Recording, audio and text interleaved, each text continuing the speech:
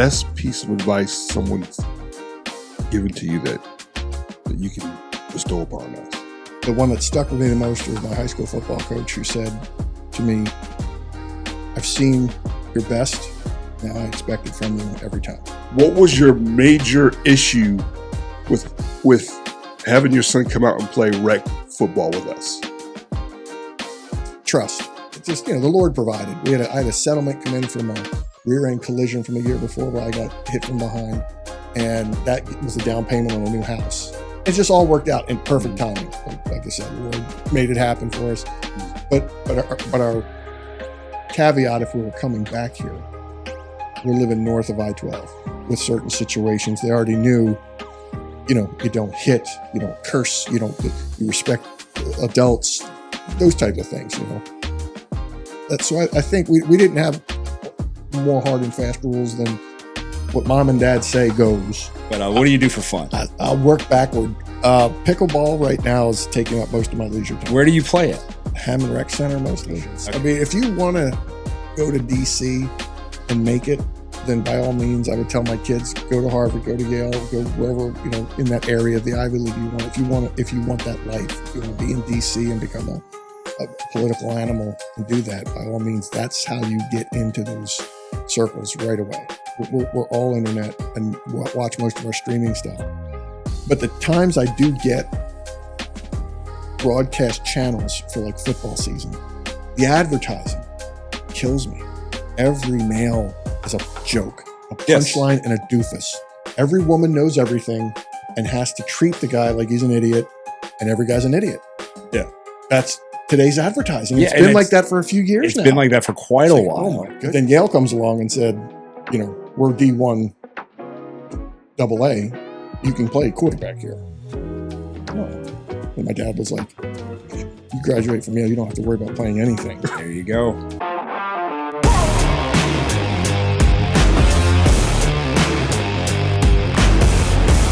Welcome to the New Dad Order podcast, brought to you by Burns Estate Planning and Wealth Advisors. If you're in need of financial advice and or retirement planning, with 12 locations from here in Hammond, Louisiana, all the way over to Florida, they're the ones to go to. If you need their contact information, check out the description below. My name is Ray. We got Parfait right here. How's it going, everybody? Ray, how are you? I'm good. I'm excited today. We got a guest today, but let me introduce him. Today we have a practicing litigation and civil matters attorney from the East Coast, a husband, a father of two who loves Jesus, a graduate of Yale University that brought him to Loyola University and also played football at Yale, cooks the best Italian food and has many more talents. But more importantly, he is a two-time rec ball championship football coach. His name is Tony Masca. Welcome to the show, Tony. Thank you, Ray. Thank you. Tony, so glad you're here. Okay, Ray, coached with Tony, I'm guessing? Yeah. All right. So are you claiming all these championships? So far, there's two guys that we've had here, and they've won a couple of championships coaching football. I have 5 championships in the area. I have 5. It's a humble brag. He's part of 2 of those. Back to back. What was your role, Tony? What was your role in this juggernaut program, Blue Blood, apparently, that Ray is establishing in this area? To you about Thursday. Thursday dropped a new flavor, salted caramel. The taste of it is so good. Still the same results that you can get from the strawberry lemonade one as well. I've been using it for the last year. Still waking up at 3:50 in the morning. Body is still recovered, ready to get on the next workout. But give it a shot. Promo code NDOZZZ for a discount at checkout. Last year, it was sort of mercenary. Last year, he saw my son working out, and he said, he needs to play football. And I said, he's going to in high school. And I said, no, he's got to play this year. And how old was he at the time? He was just turned 13, so he's going to be 13 in the season. Okay, so he was on his way to high school. He was. So we were going to do 1 year of lifting weights again, and then go into tackle football. But Ray was like, no. He look at him. Look how strong he is. Look how big he is. And you'll come coach. And you come coach? Yeah. You come. I'm thinking, all right, if I can coach my kid, at least I know he'll get the right training with putting pads in the helmet on for the first time. And Ray was just outstanding. Just a great coach. Kids loved him to death. contest to see how often he would scream at the kids. How often loud. was it? Every practice. Every practice. Ray tries to play it off like he's really even keeled, but he's got a lot of bass in the voice, and I imagine that probably kind of hits a little into the core of those 13-year-old boys. And he has some great sayings. I'll tell you this, I won't say who it was this year, but the last practice, a lineman came to me and said, Coach Ray never said to me, God bless America. Not all year. Doesn't he like me? And I'm like, you did good, kid. If he didn't say that to you, you did good. You know what? So that saying has been around. I got a God Bless America one time because I confused Star Trek and Star Wars. Oh, no. And I got a God Bless America. You better get that checked, brother. Yeah, that's what I got. I told him, make sure you don't do it again, or else we're going to have a dissertation. I'm gonna break out my 2-page dissertation. We're going to talk about it. But piggybacking on, I was thinking about that question when I was coming over for this. When I sort of convinced you to come out and coach, was it because I said, look, you can coach too? Because I know you had, what was your major issue with having your son come out and play rec football with us? Trust. That was the main thing. Because of techniques? I needed a coach that I could trust to coach my son. At that year, at that age group, like I said, wanting to hold him out till he was a freshman, but he wanted it so bad, and I could see it in his eyes, and he knew you before I did, and he's like, I gotta go play for Coach Ray. I got it. We can do this. Like, okay, son. What was the trust issue? Just like, meaning, was it from a? Are they going to abuse him physically? Is he mentally prepared to be coached like that, or just from what aspect of it? All of that. Is he ready mentally? Because football's a different game with the pads on than it is flag. He played 3 or 4 years of flag football, and it's not the same. No, it's a skill game composed to and a full team effort whenever you put on the pads. Absolutely. And at that age, you want a good coach who teaches fundamentals. So that way they know going forward, whoever gets them next, the freshman coaches, the JV coaches, the high school coaches, they can see this kid's been taught correctly. I don't need to reteach him. Somebody didn't teach him bad things that I need to correct. That's another thing. It's just, I grew up as a football player. It was very important to me that if my son wants to be a football player, he's going to do it right. I wish I'd have gotten some of that younger. Gotcha. I didn't get a lot of that until I was a junior or too. senior in high school. I wish I had it when I was 12 or 13. Yeah. So your base wasn't laid in the way that you were wanting his to be laid before, getting him out there. That's right. So no, it makes complete sense of that. From the aspect of your son's, I guess we talked about having maturity on different levels, emotional, and all of this. Ray, I've had these conversations recently, actually. But from that standpoint, is your son a kid? Well, from that standpoint, at the age that your kid was he emotionally mature, or did he lack some maturity in certain things that may have pushed him away from the wrong type of coach? Or was that an issue at all that you were somewhat protective of from that standpoint? Not so much on his end. I think he was fine for his age group. I think he had the right maturity and mentality for it for his age group. There were just, I'd already heard rumors of some of the things that went on with some of the coaches in the area, not specifically to Pard, but there were just issues about how coaches make it about themselves. Yes. There's daddy ball, big thing, daddy ball. So I wanted to avoid that. And then once I understood who Ray was and what his reputation was, because I did some checking. You have to. I had to look in and say, what's this guy's reputation? By trade, great guy. Due diligence is part of your everyday life. Well, and I'll tell you, the first time, I don't know if Ray remembers this, but the first time I actually came across Ray, he's on the bench. I think he had 335 on the bench. And I was walking by and I'm just like, brother, you want a spot? He's like, no, I'm good. He was just warming up. So I stood about 20 feet away just watching him, and he's banging him out. And I'm like, oh my God. Now, were we getting full range of motion to lock out at the top? Oh, yeah, he was. Just trying to check him. So my boy and his best friends, Harrison and Hudson, they're all at the gym together. I'm in the room playing volleyball. They're out working out. Well, some of the nights, Ray's kind of leading the workout of the younger guys. And that's how my son Grant got to know Ray. Gotcha. Because he was helping them all with good technique, because they're all football players. And you want to learn. And you got a guy who suited up for the big D1 school, and then and went from there. So what position did you play growing up? Quarterback. And what position did you play in college? I started as a freshman at quarterback. My junior year, I was outside linebacker. I gotten heavier, and they went with a drop back offense. And when I was lighter, I was a veer option You're an quarterback. option quarterback. That's why they brought me in. And So, then so they let's went to walk drop back. Let's walk back a little bit more. Mhm. Place of origin. Let's get your origin story.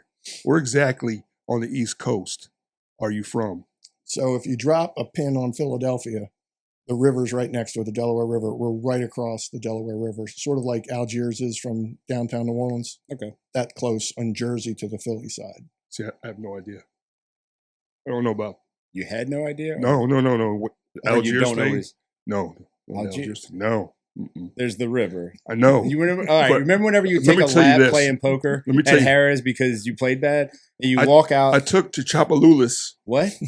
Remember what? That's Try what I that used to one call more it. time. I used to call it Yeah, try it one more time. the Chapa. Yep, I know it's that's it. Chapatoulas, but I used to take the Chapaloolis, go down, make a left, and go into the garage. I didn't know about the Algiers. Mm-mm. So if you didn't get over in time, and then you had to pay You the had $3 dumbass tax to Yeah, get back all- across. Yeah, So that side, the river, right there, the to West your left, Bank. Yeah, That was the that's West Bank. Algiers, right over there. What- Ferry is- would run. And the funny thing is, when I first came to New Orleans, they were like, "Come down and just go right towards the river.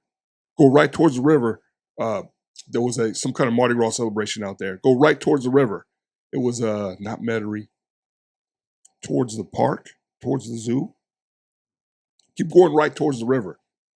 But the river's to the left. Yeah, it gets to the right Oh, eventually. bro, I was in the bowl. How do you I had get to no the? idea. Yeah, I had no idea. When you look up and you see the top of the ship going by, what is that? Like, I think I'm in the wrong place. Yeah. idea. No, but so Jersey, Jersey, South Jersey, South the Jersey. southern third of the state, the Garden State. That's the garden part. Mhm. From like Trenton north, it's more concrete, but down by us, it's farms and The port of Garden. Jersey that nobody really thinks of. yeah, we're considered an exit. That was a big joke when I got to Yale. Oh, you're from Jersey. What exit? I had no idea what that was. I'm like, Uh-huh. the turnpike, man. What exit? I'm like, Oh, exit 3. So, And That's the right. irony to me was the turnpike and a highway were in my backyard growing up, and I never thought twice about it. of course not. And then when I got there, everybody was Jersey. What exit? What exit? so as a sports fan, where did your loyalties go? Curious.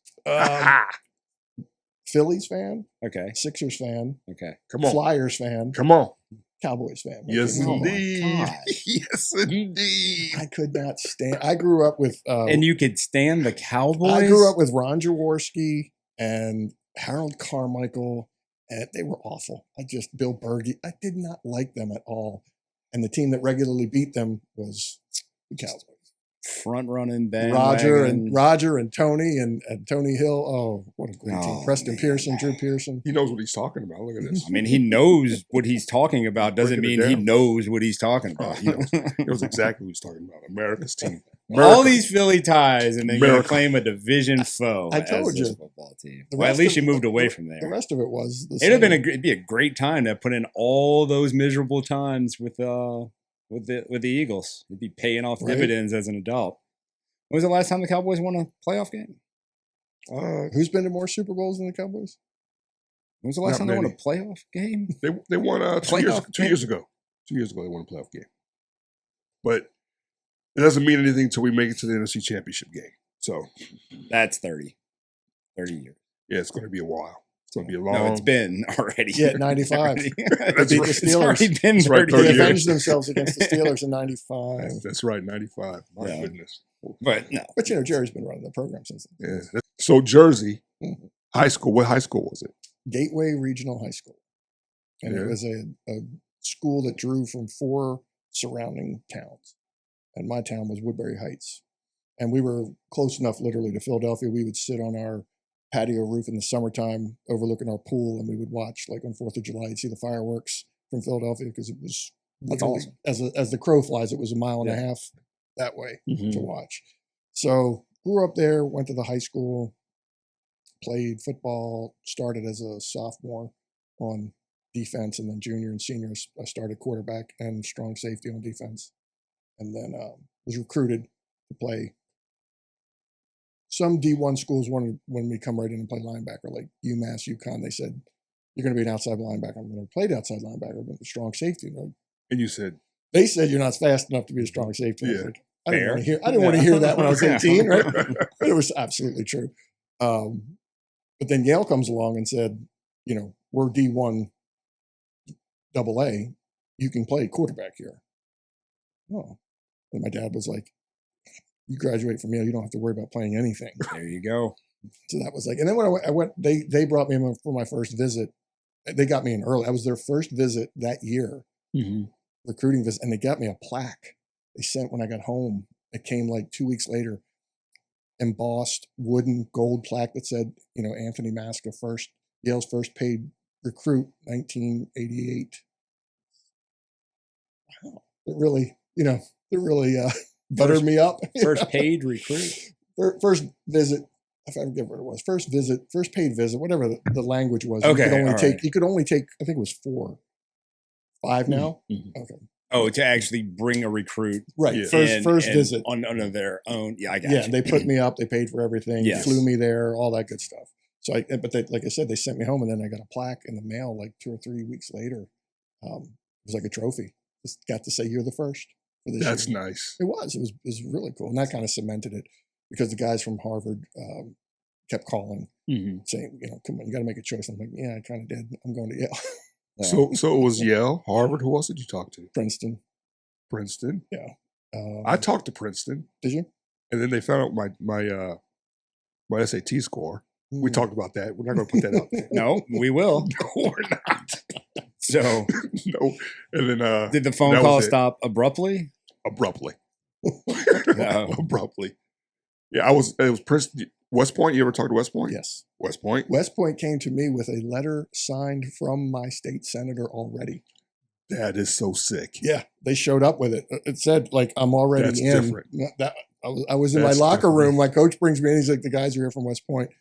Go to talk to them, and they showed me the letter. So your senator has to sign off, to recommend you, and they already had it signed. You just have to make a decision. Yeah, you just had to say yes. It's like You had no desire Not to. sure. Not sure I wanted to go. The reason was my father's best friend went to West Point Mhm. out of rival high school and played football for them. And his stories of the plebes. Now this is 1963 or 64, but he said the story of being a plebe for that first year was hell. I mean, he told us sitting at a table and eating your food on Really? account. Yeah. When they said, and then you couldn't move until they said go. And I'm thinking, that's not for me. Yeah. Sorry. No, you have to be wired in a different way. Yeah. You gotta And want ready. that. Yeah, you gotta want it. Yeah. It has nothing to do with playing ball. It has to do with wanting to be a West Point grad. Right, Like that. absolutely. That's what it has to be. Yeah. So obviously, with the Ivy League schools making offers to you to come play ball, academically you excelled as well. Mhm. But what was the hardest part of that discipline? Of the academics obviously had to come first from that standpoint, right? They were supposed to. They were supposed to. But there was a time, right? School, I mean, I know school could be, like high school wise, can be easy, so to speak, for certain people, meaning that like you weren't stressed about your grades and you can continue to do well. But you have to still be a good student. You talking right? about high school or From college? the high school aspect of it to get you to the point where all of these Ivy League schools actually. Oh yeah, yeah, you do. But I'm not trying to brag. No, High I mean, this school- isn't high bragging. school came easy to me. I had my testing when I got to Yale and tried to do football and balance 5 courses in a semester. That became difficult. I mean, really difficult because it was like any other Division I program. They said, get your school done between 8 and noon. We want you in the weight room at 2 and on the field at 3. And we finished at 6:30. We were in the training room at 7 to eat together, and we were done by 8:39. And you were back home ready to go to bed because you were worn out. And everybody else around you is going out and having fun. And it's the first 2 weeks of school, and everybody's just getting to know each other.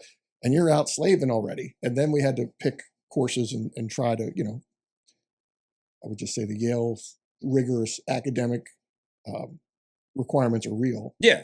And so that's what I said. So they don't have basket weaving courses there. No. You had to figure out the courses you could handle and take them and try to do your best with A's and B's because that's what everybody shot for. But my freshman year, I made a few C's and 1 D for first semester. second semester without football in the way I got it back up to A's and B's, and then it was like easier to balance sophomore, junior year. But so it definitely was a sense of overwhelmingness, which would happen to any kid in general, I think, no matter what. Whenever you're going to transition from high school to college, it's always going to be hard. Right. Whenever you're going to do that with the demand of playing a sport, it's going to be a different level of that. And then when you do it at a place where sports are truly the second call, at a place like Yale, opposed to SEC country where, half the people who wear the SEC colors never even step foot on campus. right. And so not too many people walking around with Yale Bulldogs jerseys on a Saturday unless they actually, attended a class there and suffered through the semesters like you did as well. That's fair. Well, a lot of Yale pride. I don't know. I mean, I had one professor that went to Cornell, and that's about like the closest that I've ever really talked to anyone who, well, you know what? I'll take that back.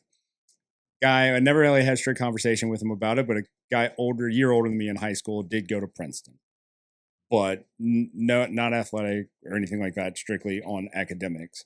But is there a huge sense of Yale pride that happens amongst alum? Or Oh yeah, absolutely. It's kind of ingrained in you from the time you get there. Mhm. In the football program, we had 9 games. If we were 1-8, but we beat Harvard, that's all that matters. that's all that mattered. Did And you after you beat- beat Harvard, well, you had did to you beat beat Princeton. Harvard? Yes, Every year? the years I was there, we did. That's the only years that matter. But the second thing was beating Princeton because they had what was called the Triple Crown. Mhm. And everybody else in the Ivy League thought it was ridiculous. Like if you went to Cornell, you're just like, that's ridiculous. We're important too. Penn, we're important too. No, you're not. Harvard, Princeton, and Yale was like, that was a Triple Crown. Whoever got the 2 of those 3, that's the one. you Which wanted. makes sense. Which whenever they say it's not that big of a deal, and it's like you're only saying that because you're not here. That's right. It's So a yeah. huge deal. So no, yeah. So did you have any friends that went to rival Ivy League schools from high school or no? Not friends. Not No, friends, no. okay. I knew a kid I played against who ended up going to Princeton, and we faced each other as freshmen. He played quarterback for them, but that was the only. one. Okay, no, just because of the nature of obviously you living down here now, you understand that if anyone walks around with any other SEC school on there, it is time for chirping from anyone, and so I'd imagine that getting didn't matter that we went 1-8 and sending somebody that you knew from Harvard. I had an interesting class of people. I lived with Chris Cuomo, and I lived together for a year. We were in the same fraternity, and we stayed in the same fraternity house for a year. And he and I got to know each other really well. So are these secret societies, fraternities? Yeah, Like the these are skull? just basic, It's always secret basic Greek. societies. No, there are secret societies there. That's not this. This is just your standard Greek. And we got lucky as freshmen. We were approached by Alpha Delta Phi, which was a Greek fraternity that had been on campus up through I think the 1920s. And the surviving members of that last class, because in the 20s Yale went to they built the university housing system. So Okay. before that, everybody lived off campus, and fraternities were big because they had better housing off campus. So then they built the residential college system where you come in and live right from your freshman year, and that hasn't changed. So the surviving members, 8 or 9 of these guys, donated like $200,000 to restart the Alpha Delta Phi chapter at Yale University, and the closest one was from Amherst. So the guys from Amherst, Massachusetts came down. They pledged us. They rushed us. We didn't do anything. We got letters in our mailboxes. It was the football players, basketball players, a couple of swimmers. It was all the athlete guys that were freshmen. And they said, would you be interested in joining Alpha Delta Phi? And we're like, there is no Alpha Delta Phi. Yale had the Deeks and Sigma Nu. That was it. So we didn't even know who that was because they weren't on campus. Well, the reason was because they were coming to try to restart this place. Gotcha. They came, they bought a house with the money. They paid for us to rush. They paid for us to go to Amherst and pledge there.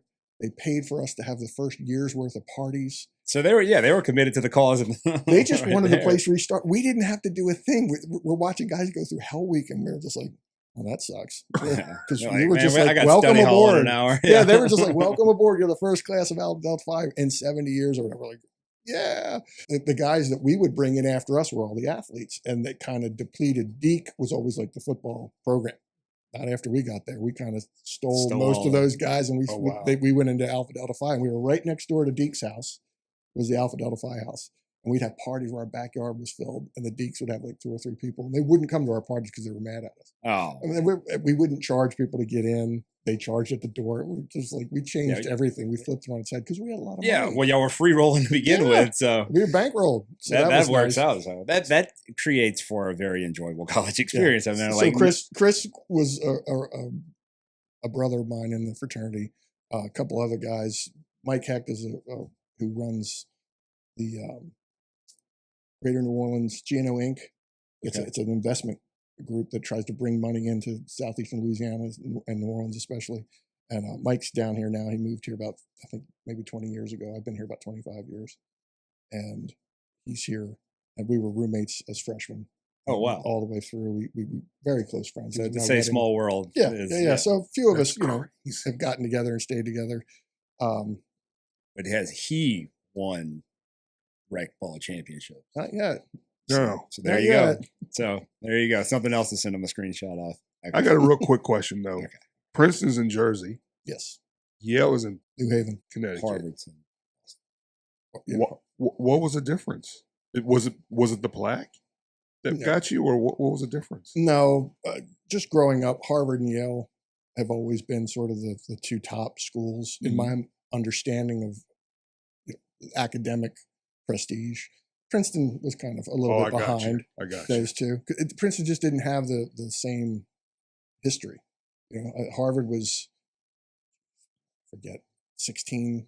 Yale was 1703. Harvard was early 1600s, if not late 1500s, and we were 1703, which was funny because Yale was created as a protest against Harvard becoming too liberal because Harvard was a seminary, and apparently they thought it was getting too liberal, so Eli Yale funded the creation of Yale University to offset. But then by the time I left there, it was like there was no place more liberal than Yale University. So things have swapped a little bit. No, I did walk through Harvard campus one time whenever we took a trip to Boston. Yeah. And it's right there next to Boston College University, which is Catholic University. That's the largest Catholic university in the United States. So a lot of history up that way. One of those few places. The United States in general just doesn't have history and not history preserved. New Orleans is the closest thing to it. I mean, we tear down buildings and rebuild structures that are modern and unique. And then if you have the chance to travel to Europe, where they talk about things that existed pre-World War I, they, just things that enter the 1,000-year-old category. Right. And we have, the oldest building is St. Louis Cathedral in New Orleans. And that's one of the oldest buildings in the United States to begin with. And you start to understand that there really is no history. So when we start talking about back to the 1600s, when the university was built and they still use these structures, and you're like, that's a sense of history. And then you walk around Cambridge University or Oxford University over there, and you're like, oh, this is like where like the world started, like real education and civilization. Started here. So they knew exactly what was going on there. But no, to walk through those halls and to have appreciation of it at a later point in life to try to convey. Do your kids have any goals or any dreams of attending Ivy League school, or is even in the realm of possibility nowadays? They didn't have the same exposure to it in culture. Makes sense. Like we did. Like I grew up watching Gilligan's Island, and Thurston Howell III was a Harvard man, and he kicked down on Yale all the time. But it was important because that's all you heard: Harvard, Yale, Harvard, Yale. So my kids don't have that same exposure to that, at their ages, at least, 16, 15. They're more interested in, if they want to find a college that's going to be good for them, for what they're interested in right now. And so my son is interested in trades right now, and my daughter wants to be a vet, so she's interested in pre-med studies in a place that would offer her good pre-med studies, but she also wants to play softball, and my boy wants to play football. So it's one of those, they're looking at like what might be best for them, and they're looking at their wallets saying, I don't want to do what you did, Dad. I don't want a $200,000 bill when I graduate, because that's what Yale was $50,000 a year when I was there, and I know it's more now. Yeah, it's got to be. Yeah. So they're looking at that too, saying, I want to do it in a way that's affordable, but gives me everything I need. And there's lots of options out there for you. And that's, and you talk about exposure, and when you can literally tour a campus and ask every question that you want from the thing that's in your hand, that provides a lot of feedback on the direction that you possibly want to go, and then take that physical trip there and actually walk around and say, see yourself there. I think nowadays kids are provided with the luxury of being able to actually mentally place themselves in there and know what's going on. And a social life is a big part of it too. Like in college, I mean, you ended up being in the fraternity that you didn't plan on being in, and you realize that you've already just shared multiple stories about how much that affected your college life and the joys that it brought. And so I think social aspect of it and playing collegiate sports and then knowing what's around a college campus could make a huge deal. And even though it's such a small community in those Ivy League universities where they don't have, 100,000 people on campus on a weekend like we do in the SEC, but you're still in highly concentrated areas of the United States. The population is huge around you. And so it's not like being in Oxford, Mississippi, where there's 13,000 people that attend the university and there's not much else going on around Oxford University. So I think that would play a large part into a kid making that decision nowadays. Yeah, that's true. I mean, I think my graduating class was about 1,200. But New Haven was a large city. We were 40 minutes from New York City. I went back and forth a lot. Yeah. So yeah, absolutely. There's a bigger concentration of just overall people in the Northeast. So, all right. So we got you. Grew up in New Jersey, ended up in New Orleans, obviously. Practicing an attorney here, which means that you made a conscious decision to live in Louisiana because of our Napoleonic code that we operate with. All right. So did you want to raise your kids in Louisiana? Did your wife, is she the reason that you are in Louisiana? Is she a native of this land?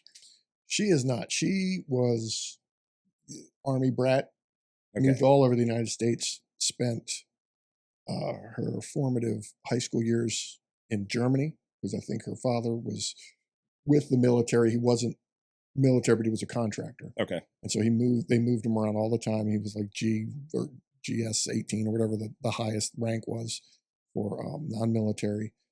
So she went to school, I think it was Ramstein, that air base area. She went to school there. She came here for college, took a year off, and then came to college at Loyola University. And she was in the music program. She's a violinist. Okay. And so I was at the law school while she was at the undergrad.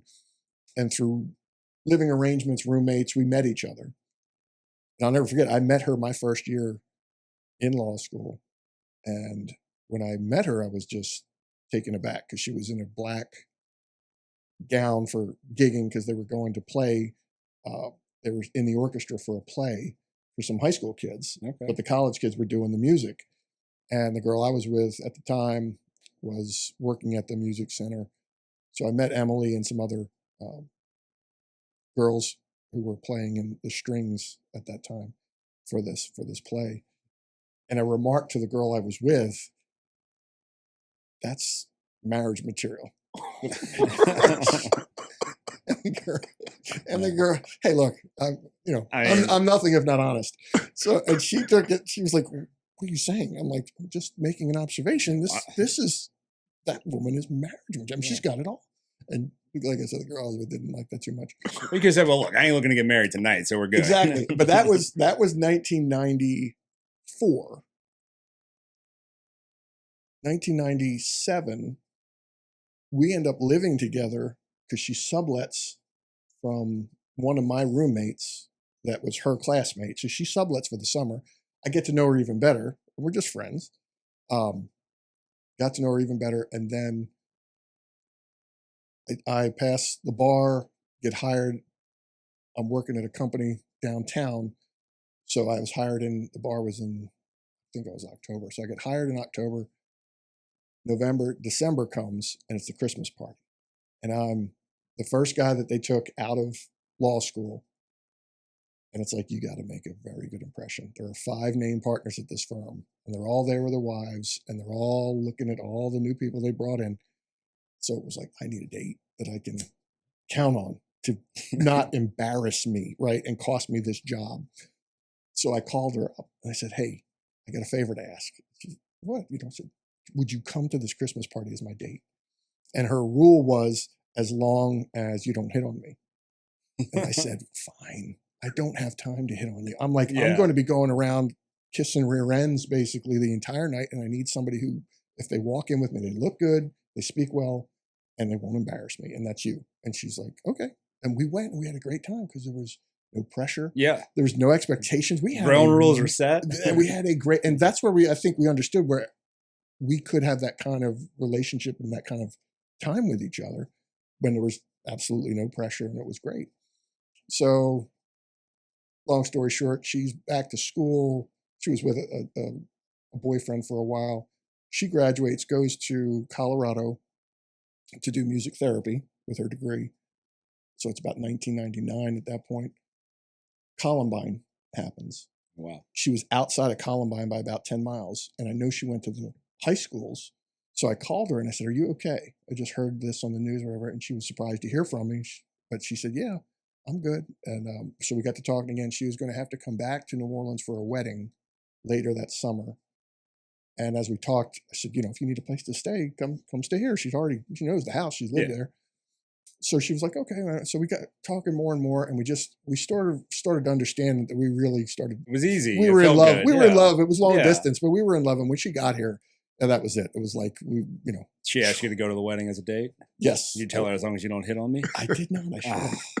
In hindsight, that would have been there was no way I was doing that. not after that longing for that long. But no. So it was that. Then it was just we needed to be together. She moved here. We got engaged. We got married in 2001.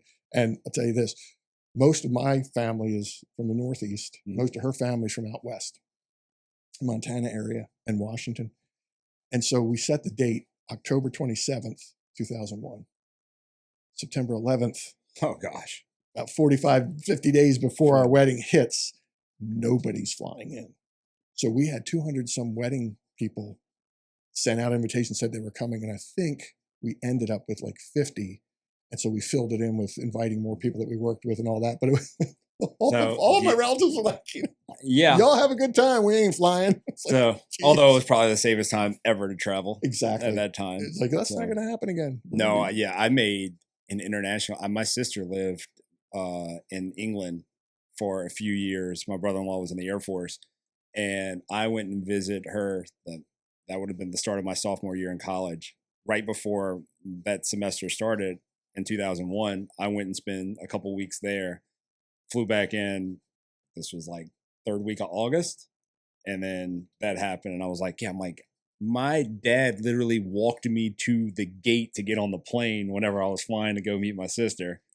And then after that, you couldn't even, you can't wear your shoes until now, 20 and wait outside if you're picking somebody up. Exactly. So, so I can see why your guest didn't want to attend also at the same time too. But so so quick update from there, we get our first starter home in Araby in 2003. And it was a beautiful little rancher. It was on a lot that went like out on both sides. So it had a big backyard with a pool, in-ground pool, and about 1,900 square feet for just the two of us and two Great Danes. And Katrina hits in 2005. And so everything we had was gone. It was a 14-foot roof and 16 feet of water. Yeah. So we were with friends in Gainesville the next morning, and they're showing this helicopter shot of Chalmette. And I see the tip of the Walmart sign sticking through the water. Uh-huh. And I'm looking back because diagonally we're only 500 yards from that Walmart sign, and it's just flat water. And I said, baby, we're at the bottom of a lake. So she's like, do you think anything survived? I was like, nothing. Yeah, it's gone. There's nothing survived. It's like, it's gone. Fish food. Yeah. Everything's gone. So it was Lake Chalmette at that point. Mm-hmm. So then it became, what are we going to do?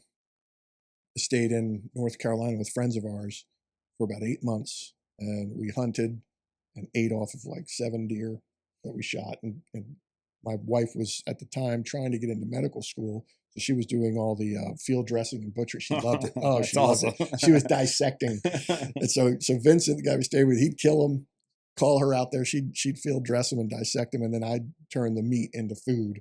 And we lived like that for 8 months. We never bought meat in a grocery for 8 months. Wow. It was all deer. It was great. The healthiest you've ever been, too. It was. I lost like 25 pounds. I was framing because I couldn't practice law there.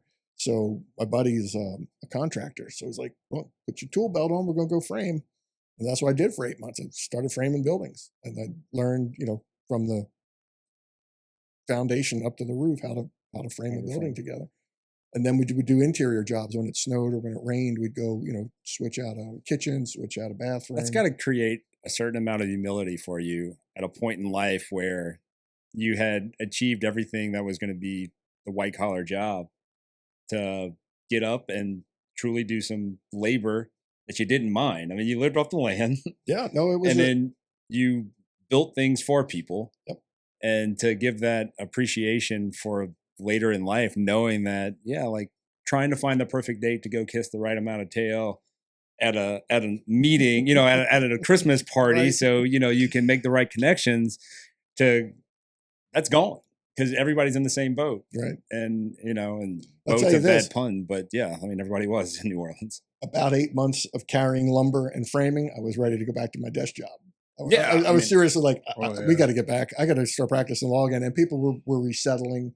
And the guy that I've been working with called me and said, hey, we need you if you can come.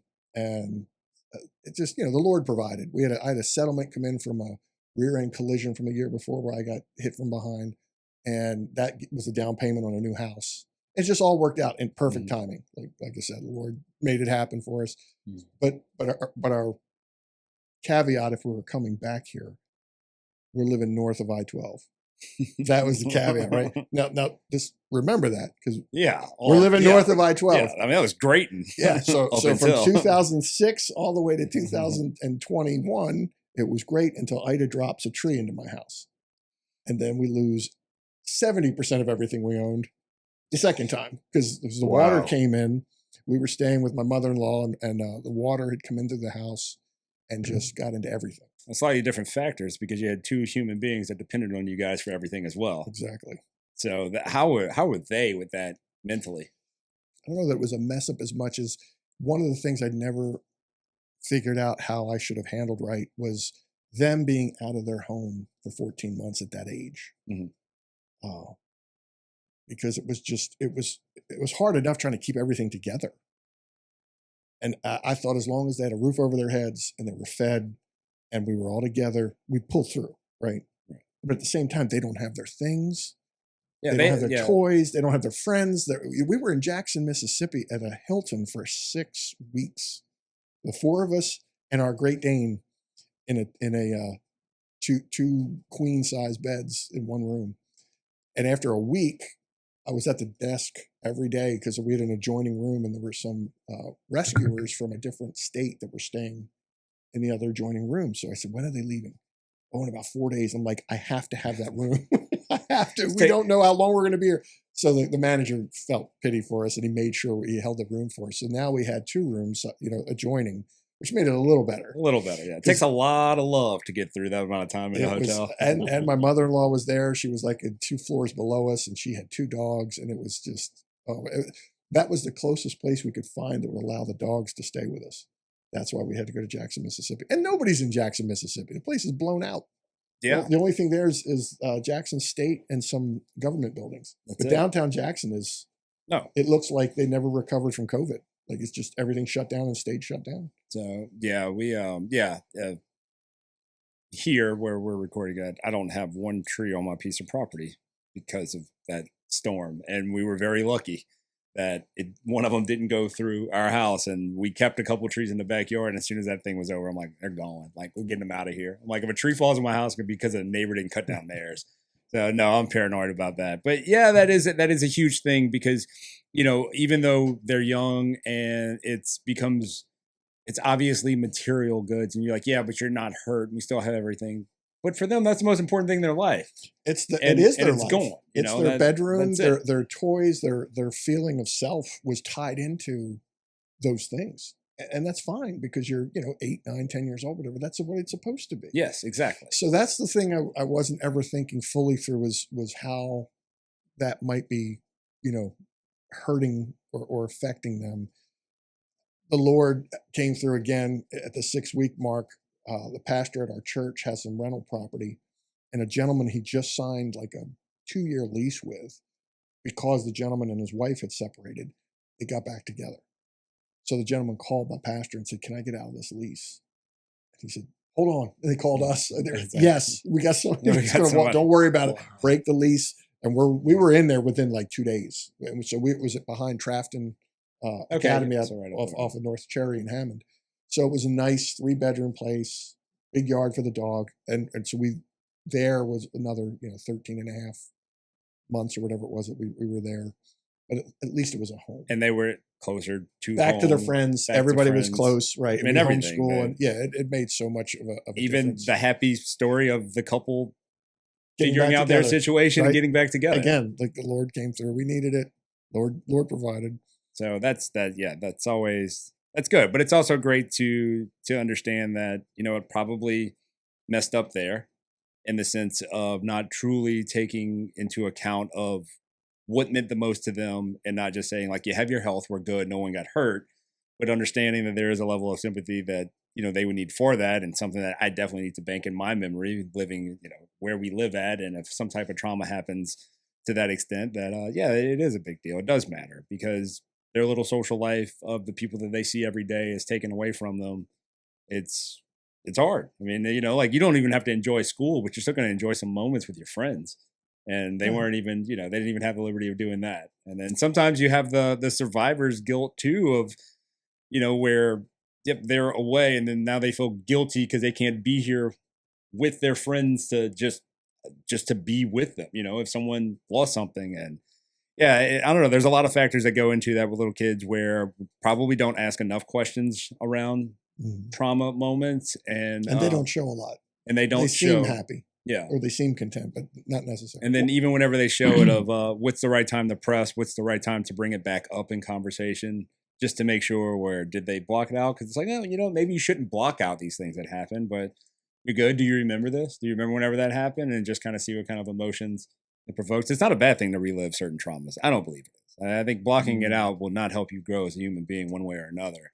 So if you're able to recount those and have conversations and recall the parts that you remember that were the worst, and the parts that, were, oh yeah, well, we did that. I mean, we cut down, we went around our little tour, right? A family we all lived in at post Ida. We were without power at my house for like 18 days. And my wife's grandfather had built a house in Donisonville that he had no business building because all of his kids were grown, but he had the foresight to know. And, God said, you know what, LJ, go ahead and build this house because one day your family's going to need it. Well, he passed away, and that house was there, and that house housed 5 families for Ida. And we were there for like almost 3 weeks, and it was every day, we're like, whose house are we going to clean up this time? And so we would go to one relative's house. I was in there, and we'd cut trees and clear stuff and get everything ready to go and make sure the fridges were cleaned out, everything we could do. And then we go to the next house and go to the next house. And then we came here, and we just did that little tour of it. And eventually they got power back on, and they moved away, and then everybody was out of it. But it was about a 3-week span where, we kind of just had that sense of family and community all at one time. And like I said, the foresight of her grandfather to build a house he didn't need, well, it came in way handy, and then put this massive diesel generator that powered the whole thing. So it was, it was quite a trying time. But in the end, looking back on those moments, I'm like, life really wasn't that bad, for as bad as the situation was for everyone. Well, yeah, I mean, especially for the both of you, it's like Monday quarterbacking. You look back at it, you go, oh, I wish I would have done these things, but you're in the moment.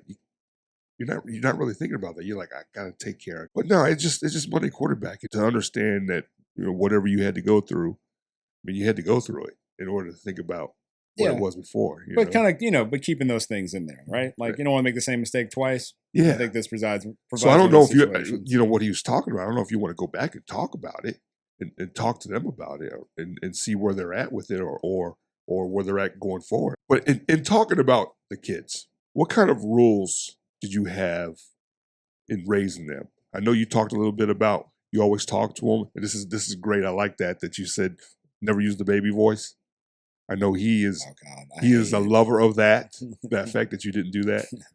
But like for me, I had like 3 general rules, especially when I got the preteen, the golden rule. If you have nothing good to say, don't say anything at all. Third one was, if you go out there, just understand that you represent the family. So don't do anything that is going to make us all look bad, right? So I had like those 3 general rules. What did you have something like that too, or is it just? I know foundationally, all 3 of us were Christians, and we like to use what's written in the book. But did you have just some real world situational kind of rules that you used out there, or was just I don't think we approached it that same way. As they got older, we made it clear that you're walking in the steps of Christ, and you're going to model yourself that way. But that's older. That's much more recent. Mhm. When they were younger, I think it was just course corrections as needed, expecting them to behave the way that you sort of brought them up in. And more often than not, they did. I mean, all kids have their moments, but ours were generally did the right thing. We felt, I think, a sense of safety that we raised them correctly. If they were confronted with certain situations, they already knew, you don't hit, you don't curse, you respect adults, those type of things, That's why I think we didn't have more hard and fast rules than what mom and dad say goes, point blank, period. You don't hit each other. We don't fight in the house, that type of thing. Brothers, I kept telling my daughter, because she was always more aggressive to Grant when she was younger. I kept telling her, he's going to be bigger than you one day. He's going to be bigger than you one day. And now he is. And now she's looking up at it. She's like, this isn't fair. And I told you it was going to happen. How are their personalities? Similar at all, or No. polar opposites? Opposites. Polar opposites. No, Yeah. he's his mother, and she's me. She's very logic driven, and almost to a fault. I mean, she's so perceptive, and Grant is much more Be careful. laissez-faire, Okay. and friendlier, All right. and more approachable, so to speak, where she's more reserved and wary. But that goes with the intelligence factors, right? Mm-hmm. She does that because she knows it's better to be sure before you jump into A little more calculated than her. and he's the opposite. He's just like the friendly guy, like, hey, how you doing? He'll talk to anybody, and he's just always smiles. And so it's neat that they're that different. Yeah. So at some point we realize they're going to get along really well because they're so different. Yeah. Not yet. It's getting there. No, Even but in this last year, we've noticed they've gotten closer. They've Yeah. gotten over the I hate you, you're my brother, sister, whatever. They've started to get closer. I think if I had a daughter and a son and personality types that you just described, I would much more prefer to have the daughter who is thinking 3 steps ahead instead of the happy-go-lucky, and I'd much prefer the Right. son who's going to obviously be a pretty big dude, Right. to be the one that, hey, yeah, because people are just going to not try to start stuff with them. Sure. The story was I had them work for us at PARD, and she was that. Got to know exactly what I got to do, and she was that person. He was the guy like, okay, clock button here, got it. And sometimes the button get pushed. He knew which button to push. Well, yeah, he knew what to do, but it's just. But the best story was he's a freshman in high school. He's going to start as an O lineman, and then he gets JV, and then he gets injured. Doing what? He was fixing our vacuum, holding in one hand a power drill and in his other hand a Leatherman tool using the pliers. But he had the blade sticking out of the back end of the Leatherman. So whatever he's doing, when he hits the drill, it spins the Leatherman, cut his leg and cut his hand. And when he cut his hand, he snipped the 2 tendons that work your index finger. Oh, wow. So we had to have him reconnected, which was a surgery. But we go Dr. Sessions, who's great, puts them together. A week later, we go back and the finger's still drooping. So he undoes it and it had come apart. So we had to put him back together a second time. This time he really stitched him. And then he put my son in a flat cast up past his fingertip, so he couldn't even bend to possibly put pressure on that to change the suture situation. So he just got out of it 3 weeks ago. Monday's our last visit where he's going to release him to full activity, thank God. Oh, wow. But everything works now. But he missed his entire football season Yeah, that's because of brutal that. because he was trying to fix the vacuum Because cleaner. and not thinking that the blade, which Yeah. is very sharp, shouldn't be out. It should be folded in when you're using the tool. Otherwise, when you're not using the blade, you fold it in. But that's a lesson he'll never I'm forget. sure his sister doesn't remind him about this ever, huh? She's So, at times. yeah, At I can imagine. So At times. anytime, from now on, we're going to need a steak, and I'm sure that'll get pointed Right. out very, very quickly. You're letting him hold a knife? Yeah, that kind of thing. So, hey, there's the vacuum. Don't cut your leg off.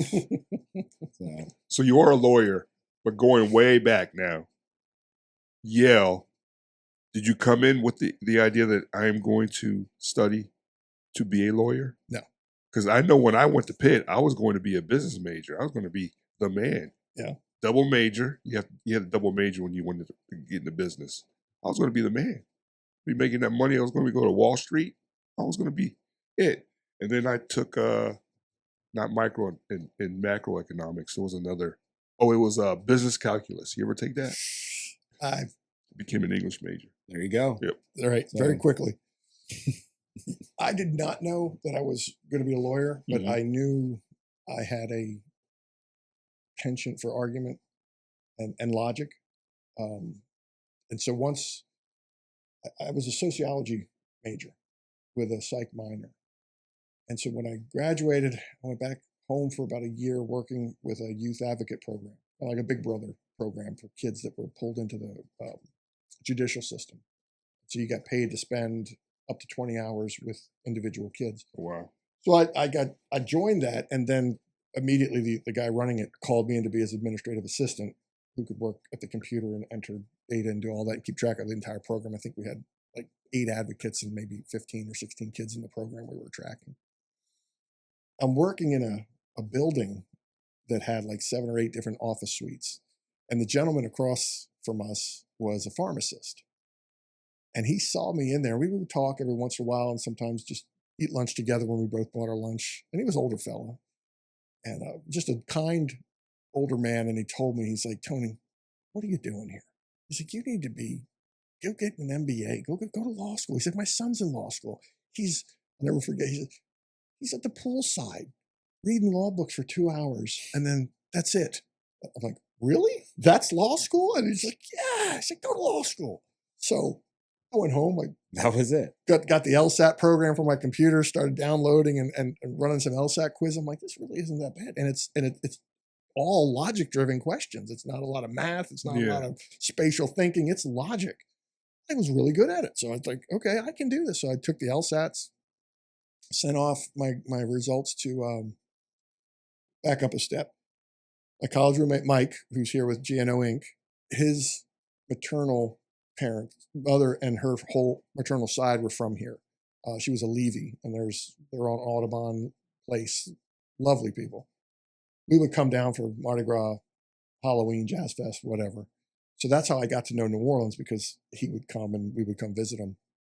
And so when I decided, okay, if I'm going to law school, I'm not going to be in the Northeast. I'm not doing this another 4 years of overcast skies for 6 months and all that.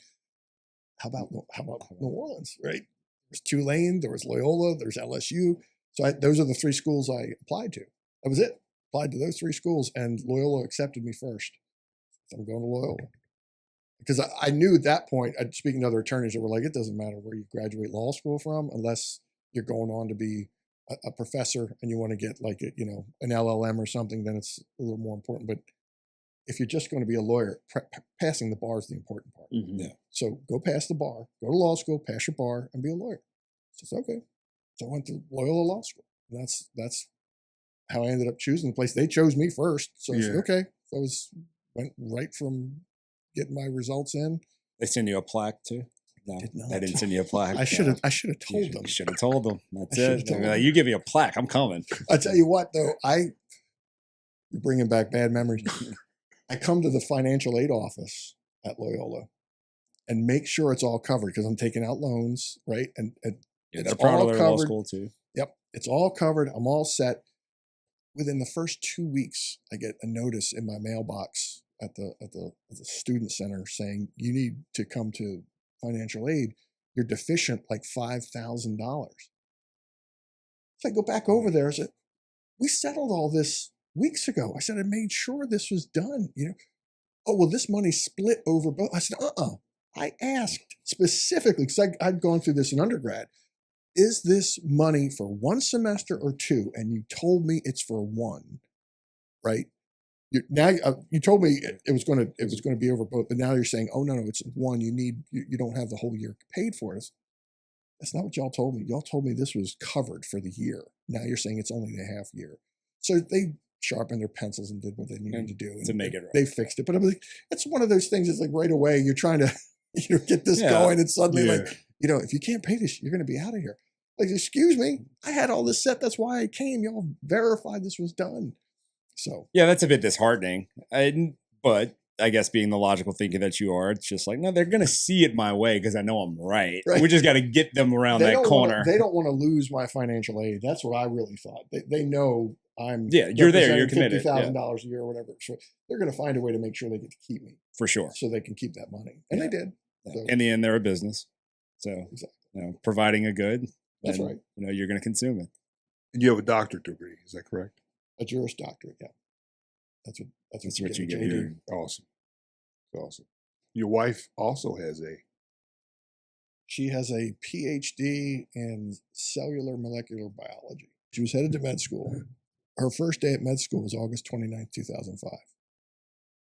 Really? That's when Katrina. Yeah. That's the day she was supposed to report to LSU for med school. Wow. So she gets pushed out, right, for the next year. And they told her, in the meantime, you could take some courses at Tulane to sort of fill in. Mm-hmm. So she goes to Tulane, signs up for the biology course. The professor there is like, you've lost a year already for med school. Now, if you do med school, it's going to be a year more. And if you want to have kids, it's, have you thought this through? And so we talked about it. She's like, I don't think I want to do med school. And I was like, okay, what do you want to do? So she said, he's offered me this PhD program, and he's offered me to do it in 3 years instead of 4. He wants me to right away start in his lab. It's Dr. Chiryeshi. And she was studying the hand-2 DNA of mice, which is part of the enteric nervous system in your stomach, basically. It's the autonomic nervous system, the part we don't even think about. It just works all the time. So they're doing that specific gene, hand-2. She's doing experiments for 3 years on that one little gene to see if you turn off, the programming, what happens in the mice, if you turn it on, if you add to it, if you slightly, take it away. Amazing stuff, but for one tiny gene, and she's writing these papers and doing these dissertations on it. I'm thinking, like, how's this gene with mice going to help you? When it's like, that's not the point. You get your PhD. She was going to maybe go work at the Tulane Primate Center, but she got pregnant with my second child. And so she now, in her 3rd year, she's 8 months pregnant, giving her dissertation for the PhD for her doctorate. And a month later, she gets it. A month later, has my boy and decides she wants to be a stay-at-home mom. Awesome, except for the bills. I know. You got that most expensive stay-at-home mom diploma over there that says Dr. Emily Maska. Like, okay, but she just cool plaque, bro. Yeah, but when maybe the kids, when they're gone, she'll decide if she wants to maybe get back into it or try. Yeah, that takes a lot of discipline, though. She was very committed to it. She is obviously. She loves to teach. I would say that was probably a fantastic stay-at-home mom. Oh, absolutely. Before those kids best started homeschool school. Mom they have. Yeah, and she would early on she was subbing every once in a while over at Southeastern, because we literally across the street. We lived from Southeastern University, and in the summertime she was subbing over there for their biology courses. She is a natural teacher. She just loves it. That's such a great quality. And that's what she needs to do, right? So if she's not homeschooling, she could probably get back into teaching. I think she'd really enjoy doing that. Yeah, that's at the college level, huh? Whatever level makes her happy, but she could do it all the way up to college. Yeah, she almost. I mean, someone that she operates at a different level of intelligence that I'll ever understand, but that also means that she probably enjoys teaching smart people. And I think there is a lot for that, where whenever you can teach people that are motivated in a different way, where they can process things on that level, it's probably really interesting to hear her talk to someone or teach something that is very, very specific, very detailed, and then see those people grasp it. Yeah, they're amazing. Well, and I think my kids do well thanks to her having that type of teaching style. She doesn't over explain, but she is thorough. I mean thorough. So just for instance, our homeschool group gets together on Tuesdays. And so my son's class right now, she's teaching, I think there's 9 kids in the class. Well, one day she needed me to sub for her. She was off having to do something else for the homeschool for the homeschool group. And she leaves me a lesson plan. And she's like, have them discuss this part of the story of Scarlet Letter. Mm-hmm. Should be 40 minutes of this, 10 minutes of this, and maybe another 5 to 6 minutes of that, right? Well, I went through the checklist. I was done in 20 minutes, which just tells me 40 minutes for hers because she can keep drawing it out and making them talk. Whereas I'm asking them this question. What did you think about the Scarlet Letter? What do you think the symbolism was? What do you think what she did? I know just from watching her, that turns into 40 questions, not 10. You know, and she's able to do. That's why I'm like, well, honey, you said 40 minutes, and it only took me like 20. I couldn't think of more questions to ask her. You know, and she's like, that's okay, as long as you went through it. Like, yeah, but that's her gift. She teaches that way, and she, like I said, it's not over explaining. It's a fullness of back and forth information. So she can truly understand whenever they understand. Right. Yeah, she's not buying the, I got it. I'm like, no, you don't. Prove it. Then let me be smarter than you right now and talk about the same thing 3 different ways and see if you have the same answer on all 3 different ways. Wow, yeah. So that's a good point. That's she'd probably be a hell of a poker player too. Probably. Yeah, she's not bad at poker. Yeah, I can buy that. So all right, so hobbies, man. What do you do for fun? Right, we got a lot of backstory. Interesting guy. There was never a doubt in my mind outside of the 2 championships that you were going to be interesting. But what do you do for fun? I'll work backward. Pickleball right now is taking up most of my leisure time. Where do you play it?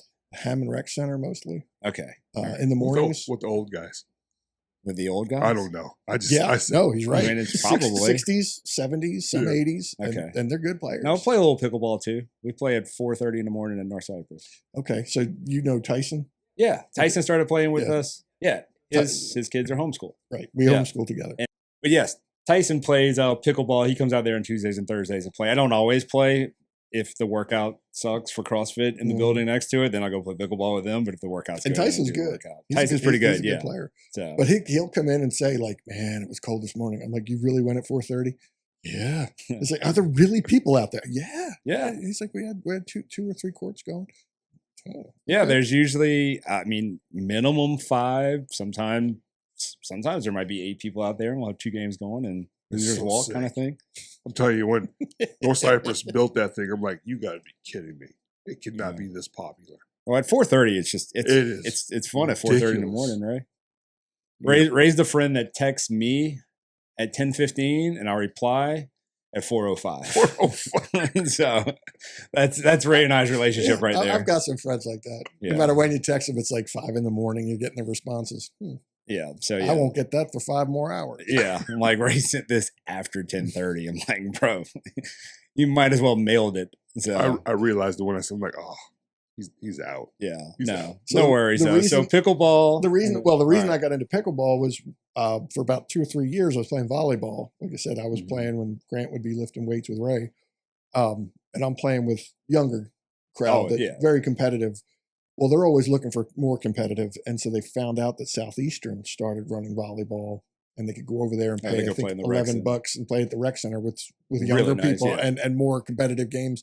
So our Tuesday, Thursday nights between losing people and then with football starting, we were coaching Tuesday and Thursday, I started losing my volleyball time. So then I sort of transitioned to playing pickleball if there was no volleyball games. And then I really got into pickleball. And that's where that started. So before pickleball was volleyball. And then other pastimes, if you want to call them that, I love keeping up with computer gaming now. I don't do as much as I used to, but I still stay with it and see what's next. Like Baldur's Gate 3, I think was the last one I tried to play all the way as far as I could. Ray, you a big Baldur's Gate guy? I've heard of it. I've not played it, but I've heard great things about it. Yeah. Great things. Well, that was the game. Baldur's Gate in 97 was the game that sort of pushed everything into a new direction we were talking about the older games like the gold box D&D games from the Commodore and the Mac. Yep. And then some of the things that came after that, like Stone Keep and Betrayal at Krondor and those types of games. Were these like first-person shooter games? Type No, thing? No, these No, are RPGs. isometric, mostly isometric adventure, fantasy-based adventure games. So you see your whole character, the whole sprite. Okay. And the cool games were like if you put a black cape on, the little guy would suddenly turn to wearing a black cape or a golden sword or whatever. So that was neat because you could outfit your guys to how you want them to look. And so this was basically like D&D now moved into the computer? Correct. Okay. Correct. So instead of having your little D&D painted miniatures that we used to have in the late 70s and early 80s that were made of pewter, and you paint them, and that was its own whole thing. It turned into having those guys on the screen moving. And so your tabletop game came alive by looking at Now they did computer. kind of bring this back to an extent with some of the consoles. And man, I'm drawing a blank, but I promise you, one of the systems, I don't know if it was Nintendo or one of the last ones they did, but they actually had little printed figures that you would put on the console and then they would come through on there. Right? I'm not making this up, right? There was some type of gaming thing which has to be a throwback to, There was like some Disney characters. Something like that, A whole right? bunch of, you put them on there and they would up. kind of start to show up. Yeah. Yeah. Not our thing. No, my bad, dude. That's okay. D&D. What was the D&D that you played? That you played like a next level. No, I come on. There was something else. Advanced you said Dungeons and Dragons. It was AD&D. Advanced. Yeah. That's what it was. AD&D. AD&D. Not to brag. Everybody played AD&D. D&D. Dungeons and Dragons was out for I think a year in a box set. Well, Ray made it sound like advanced, like he was so much better than everybody. It is. Well, the next year, the blue box started with D&D. The red box the next year was advanced D&D, where the advancement was the original Dungeons and Dragons, as I recall, you could be like a wizard, a fighter, a dwarf, the basic class, or an elf. That's it. An elf was a class. It wasn't a race. Yep. Elf was your archer, dwarf was your axe wielder, and then there was like wizard and fighter. Advanced changed it to like races are races, classes are classes. So you could have an elf who's a wizard. You could have an elf who's a fighter. So that's the advanced part. And that's right. That's what I was thinking. And I just wasn't quite sure. Also, with the advanced, there was multi classes when it came to like elves could be rangers. I mean, eventually cavaliers, fighters, thieves. Yeah, it got real. It got real, man. It got so real. It got real. And so Baldur's Gate was the company. Bethesda Softworks, which a guy was it was a medical company, but the owner loved games, computer games, and he loved Dungeons and Dragons. So he bought the right to make this game, and he put this company efforts into doing the game instead of doing any kind of medical stuff. So that's why everybody was like, Bethesda, Maryland, this medical. Oh, I'm sorry, not Bethesda, BioWare. BioWare was the company, and they did the game, and it took off because they revolutionized the concepts of how to put an isometric Dungeons and Dragons game on the screen for people, and it was incredible. I mean, really, it was leaps and bounds over what had existed prior. So when you were playing with that game, because I didn't play that one, I played Bard's Tale, so it was more RPG-ish. That's right. RPG. But was it turn-based? Shooter? Attack. Your attacks. What's that? RPG. Role-playing game. Yeah. That's it. You'd have a character. Rocket propel grenade is where I went with it. But I was way off. He's talking about like when I would play on, I think it was Sega. I don't think it was Sega. Maybe PlayStation. It was would Grand Theft Auto be an RPG? Technically, yes. Yeah. Okay. Yeah. Because you're living a. But to answer your question, Ray, it was turn-based with pause. Podcast to talk to you about a new pre-workout. It's not loaded with caffeine like a lot of the other pre-workouts, but it is based in nootropics, which actually helps brain function. Get you ready for the workout. I'm a 5 a.m.er. I need it. A lot of flavors. Hit the link in the description. It'll take you to the website. You'll get a new dad order discount. Pick your flavor. Bunch of other products as well. They have canned energy drinks. Thanks for listening. Check out Dubby. Oh, really? Yeah. So everybody attacked at the same time, but when you hit the space bar, you could stop everything, tell the cleric to cast a healing spell, tell the wizard to cast a fireball, and then when you unpaused it, they'd go right to that action.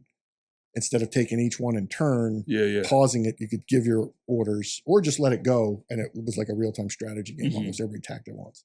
So that was the cool part, was the pausing part. But a lot of purists wanted it turn-based, and so they eventually allowed, like Baldur's Gate 3, they allowed you the turn-based option. Yeah.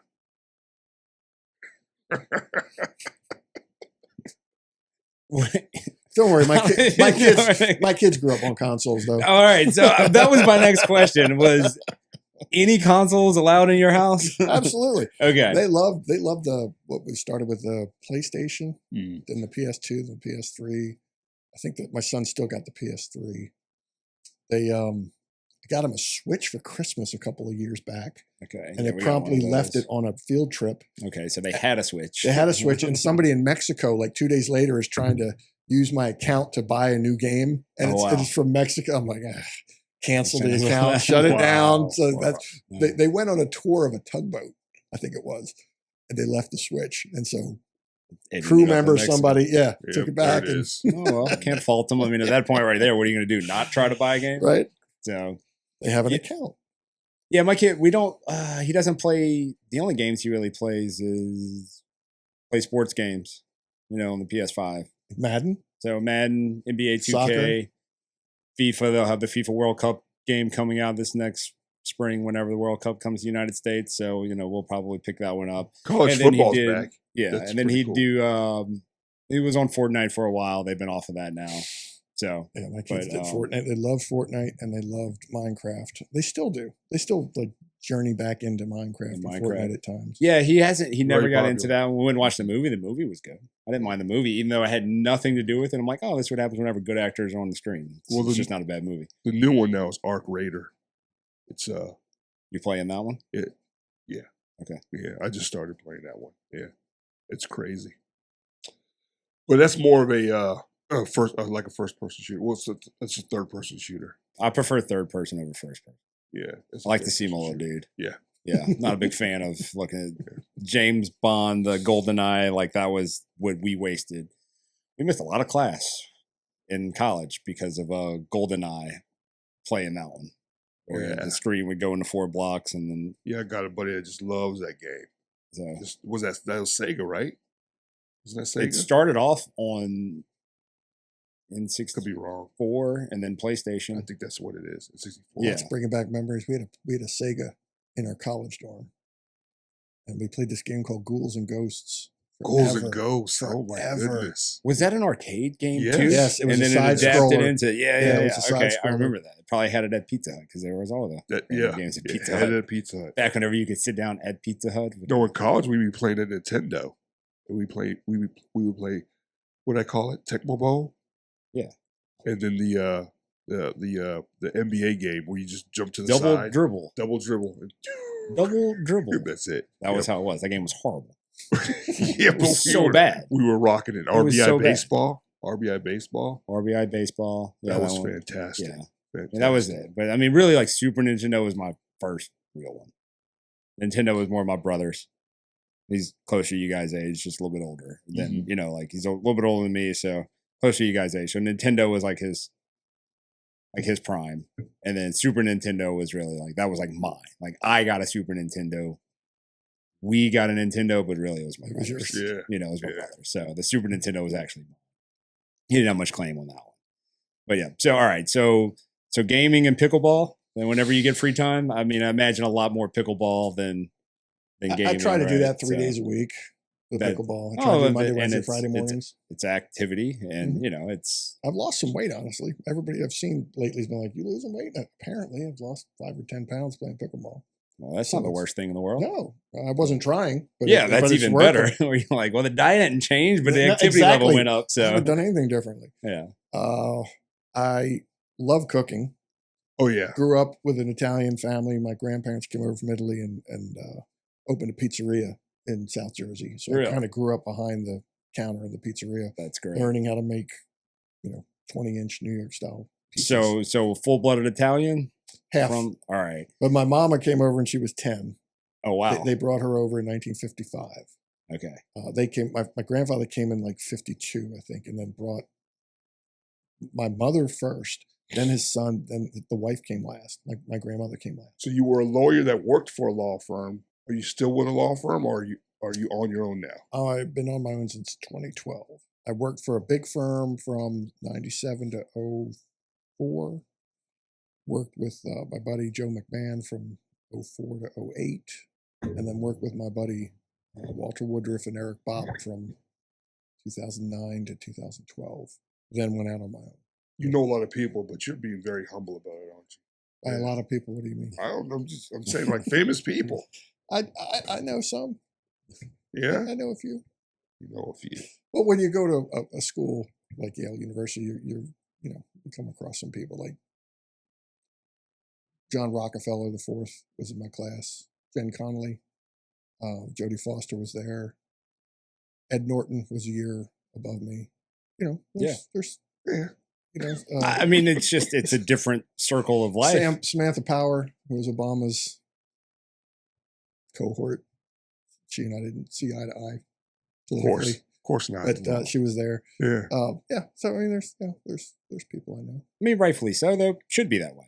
I mean, that's kind of, that's an area where you're going to run into people who have established family names, just in and general. those aspirations. I mean, if you want to go to DC and make it, then by all means, I would tell my kids, go to Harvard, go to Yale, go wherever, in that area of the Ivy League you want. If you want that life, if you want to be in DC and become a political animal and do that, by all means, that's how you get into those circles right away. That's where they're coming to grab people and say, come work with us. I met a lady on a train, just come back to me. I'm coming home for some random weekend visit back home. So I'm taking the Amtrak from New Haven to Philly, and my brother's coming to pick me up. And I'll never forget, I decide, let me go in the dining car. I'm 21 now. Let me go in the dining car, grab a drink. So I go in there, and there are these well-dressed people there, and this lady starts chatting me up. And I'm sure, I was decent looking, college, whatever I was, junior, I think at the time. And we start talking, and I could tell she's a little flirting with me or whatever, but we're just kind of talking and having a few beers. By the time we get to Philly, she's like, come with us, come to DC, come to this party at Senator so-and-so's. And I said, I'd love to. I said, I got no way back. She says, take the train back. And I'm like, but my brother's here waiting to pick me up. There's no cell phones at this time. True. He's just out there. He knows I'm supposed to get off this train. I'd love to. She's like, you sure? She's like, it would be this is a big opportunity. If you wanted to come and meet some people. I'm like, God, well, thinking back, I'm thinking like I should have gone and just called my parents and told them. Just he'd let leave your after brother be half mad an at hour. you. He'd go home. He's like, he's not on the train. So that was a possible crossroads moment, huh? Yeah, it was one of those. And it was just like, okay. I just decided, no, I can't do that. It would be fun. It'd be interesting, but I've got family that's waiting for me, and now's not the time to do it. But that those opportunities are there a lot more for somebody in that milieu than there are for somebody at Southeastern or LSU or that type of thing. Right. Yeah, you have to almost go not out. You have to almost seek it at different places. Over there, you really just gotta depends on how bad you want it. Yeah, it bumps into you, whether you like it or not. Yeah, you bump up against it. And so, which I don't know. That's a different set of circumstances all the way around for people to have to navigate that, because I imagine there's a lot of egos that get checked by people who want to be in those circles so bad and get rejected from those circles, and then spend the rest of their college time just being miserable as well. I'm sure there are, or were for me. So, but to find, I mean, obviously you didn't have a hard time finding yourself from a social setting because of athletics. And then the fraternity where you guys were forced to live in this awesome fraternity house and then just throw parties for free. It was nice. But that's not, by going to Yale, you already don't have a normal college experience because most people don't go to Ivy League schools. And then most people are not collegiate athletes. And then I think your version of Yale is just not lived by anybody nowadays. I think the guys that you were fraternity brothers with, I think y'all experience has got to be so much more unique than anyone else who's walked through that campus, just from the standpoint of all the athletes becoming closer and tighter, like, all the male athletes becoming closer and tighter because of this fraternity house and those situations, to where you didn't really have to seek out a social circle that you maybe didn't want to belong into, because you really just got to hang out with the dudes that you wanted to hang out with. And a lot of those, I'd imagine a lot of those fraternities become a caste system almost within the fraternity, where these people are only trying to get there to get close to people that they want to be close to. And you got to live more of, the animal house lifestyle on the Yale campus, which is. And to be honest, I don't even know what, if there's a Greek system still with all the changes and the woke culture that has gone through. I don't even know if they tolerate that anymore. Because I could see, again, this is just my own supposition, but I could see that mentality saying, at the time, let's say it's 2018, 2019, with the cancel culture and all that stuff going on, I can totally see them saying, especially at a place like Yale, there's no room for that here. It's toxic. It's toxic masculinity. It's be gone with it. Or you have to let as many women in as you have men. Otherwise, we're going to say it's discriminatory. That type of mentality. Yeah. I could see that now. Like, what's the Whereas most before, fun we can suck out of it? Yeah. Or what's the most social change we're going to No, force sucking the upon it? fun out of it that's the only way to put it. Like, hey, they're having way too good of a time over there. How can we end that? How can we just not let that happen again? So that's what Ray's a big fan of cancel culture and woke ideologies. Yeah, I love it. Right? He thinks everything woke started in California, which San Francisco to be exact. Yeah. So we pinpointed it right there. That's where they started the everybody give a trophy. Did you know that? Wouldn't surprise me. No, we didn't know that, but Ray claimed it. He said probably. Probably, yeah. Probably That San was- Francisco. That was it. No, it was Texas, I think, was the first. Yeah, was you the ended first. up looking it up. It was which the goes first figure. one. Cowboys. But I truly believe, my theory is that there were several West Coast guys who were tired of not receiving anything, and they developed the We're gonna relive this Ray the theory. need, the need to award everybody something so they could all feel better about themselves. I Very mean, much so. you're probably not wrong, but I think I'm 70-30 on that. But let's go to the other hobby. You're working through something of it, somewhat of it right now, right? You were big into comic books. Did you have the big? I've got The big 6 what? of them. I've got Comic 6. book boxes. okay. Never owned a comic book in my life.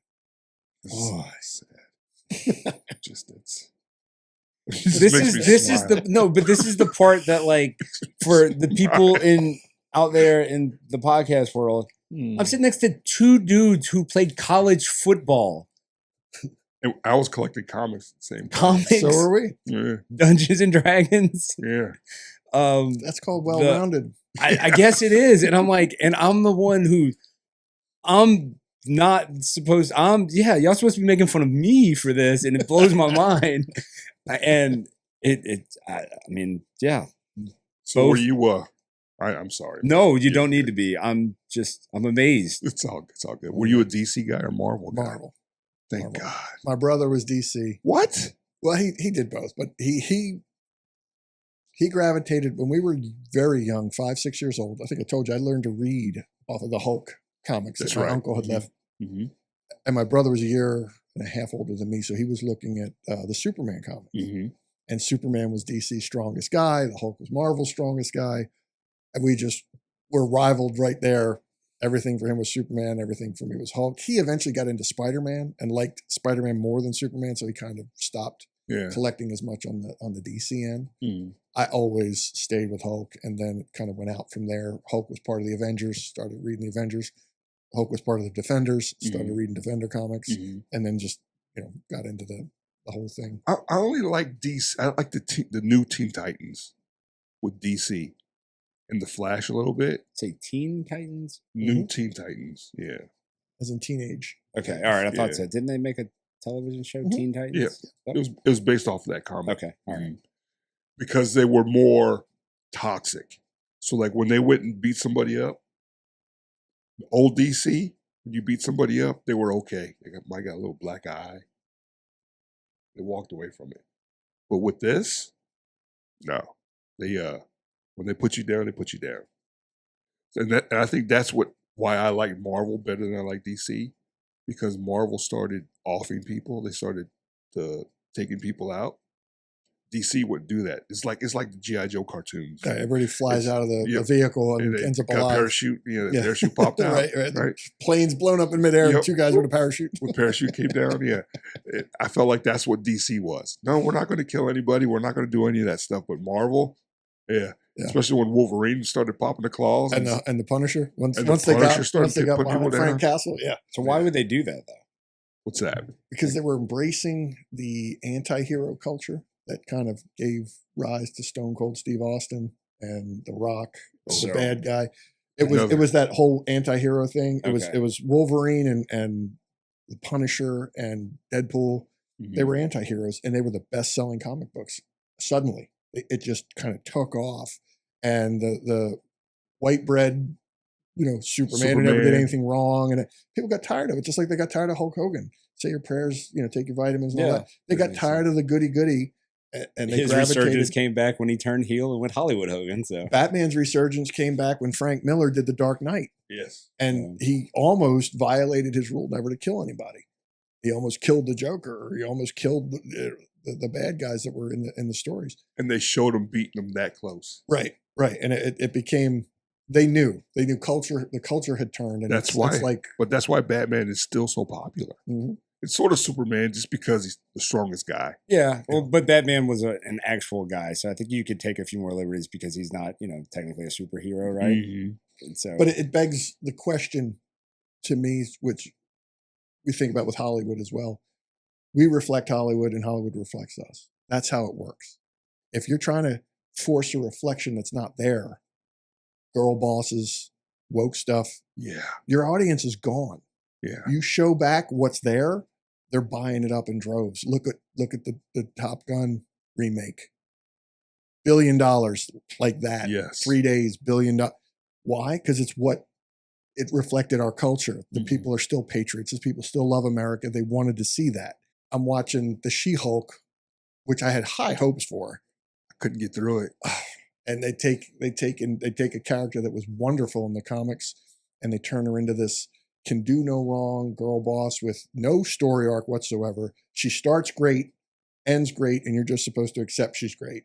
Whereas other characters, it's very lazy writing. It's lazy and just sad. There's no art. There's nothing to overcome. There's no weaknesses.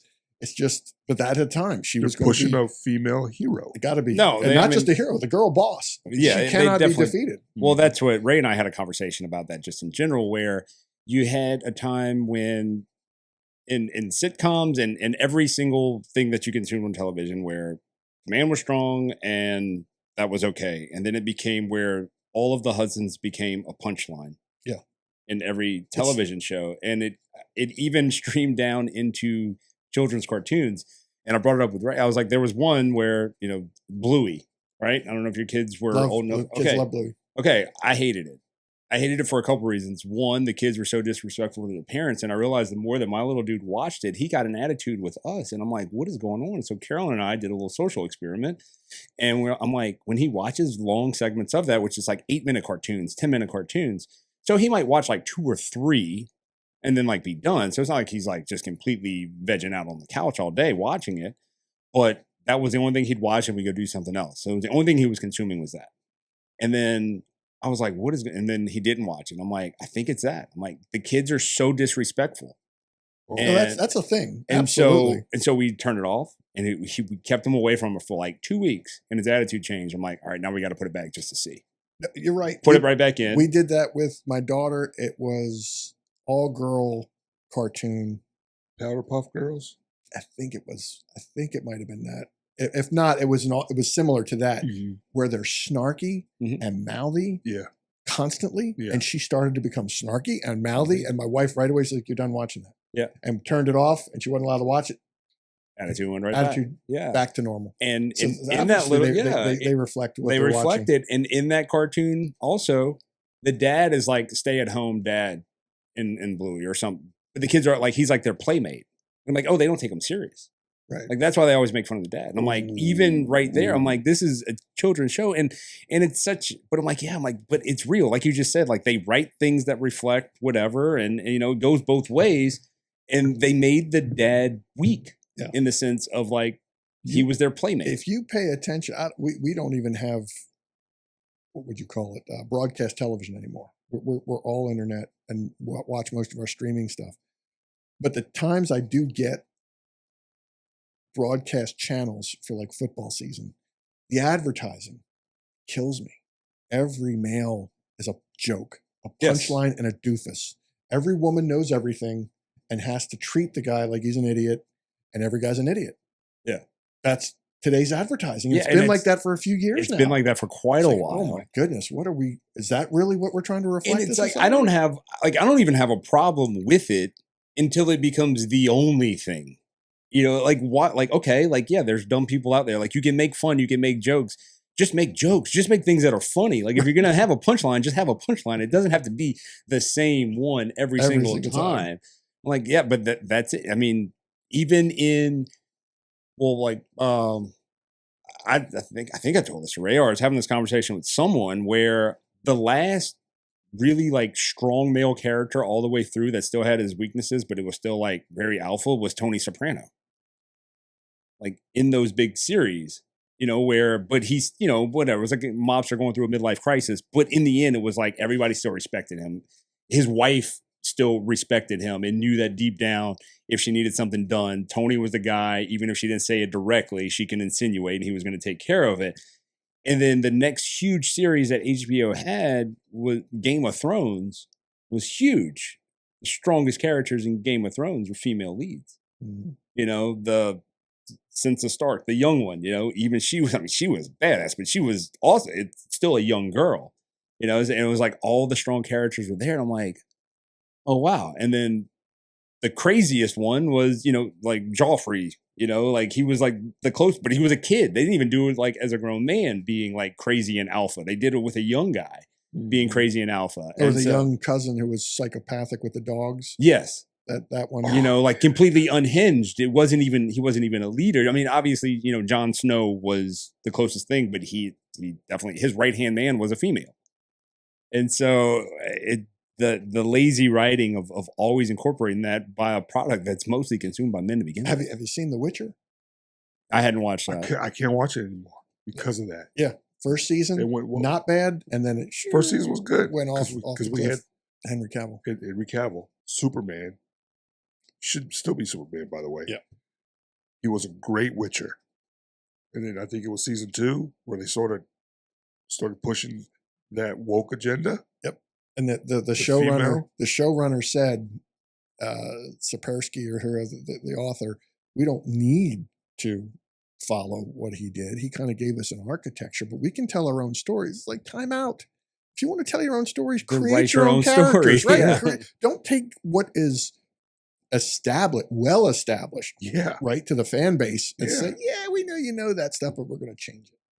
And they did. They sure did. Season 2, they killed it. Season 3, it's awful, apparently, with the new guy. I can't even. Liam, the guy, Hemsworth, the guy who plays Thor's brother. I've just seen snippets of it, and it's bad. They're demasculated. Yeah, I don't. It's really bad. That's my part. I don't have a problem with a strong female lead. I'm all like, oh, why are they making all these? But the base of the audience is the one that you're alienating. Right. You want a perfect example, go watch the Wonder Woman that DC made. The first one with Gal Gadot. Oh, yeah. You want a strong female lead? There it is. That's how you do a female lead. She's a female character. Yeah. Let her be a strong female. But you're not going to make her into a male and then have people like her as a female lead. That's not what a female is. Let her be a strong female. That's what that movie was. Isn't Black Panther flipping to that too, right? Didn't Black Panther 2, part 2, they tried to make Shuri the Black Panther. Shuri a little bit, but yeah. There was another one where they just changed the character completely, though. Oh, they gender swapped. They gender swapped a bunch in Marvel. Just to have Hawkeye. They had the Kate Bishop was the new bow and arrow girl who Jeremy Renner kind of trained up, and she was going to take his place. So the series was called Hawkeye, and she got 90% of the screen time.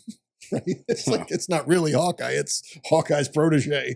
That was that series. She-Hulk, like same thing. You got the Hulk, who's been through God knows what kind of trauma, saved the world 2-3 times in the movies, and then she's going to mansplain to him what it's like being a Hulk because she can control it better because she's been catcalled. And that's how she knows how to control her anger. That's part of And the storyline. Yeah. She said this to him. He's trying to teach her how to be That's a Hulk, right? Knowing everything he's gone through. And she just told him, I can deal with my anger because you don't understand what it's like being catcalled or mansplained. Oh, okay. Really? They can't even take an original. They can't even do anything original. I guess that's the part that really aggravates me too. Is like, yeah, I understand. Like, I don't understand. Or all right, let me take that back. I didn't really get why the comic book culture. I'm like, dude, chill out. It's just a comic book. And then you're like, no. But like these stories were written a long time ago that they developed through all these books and all these series for so long. It's and a it's mythology.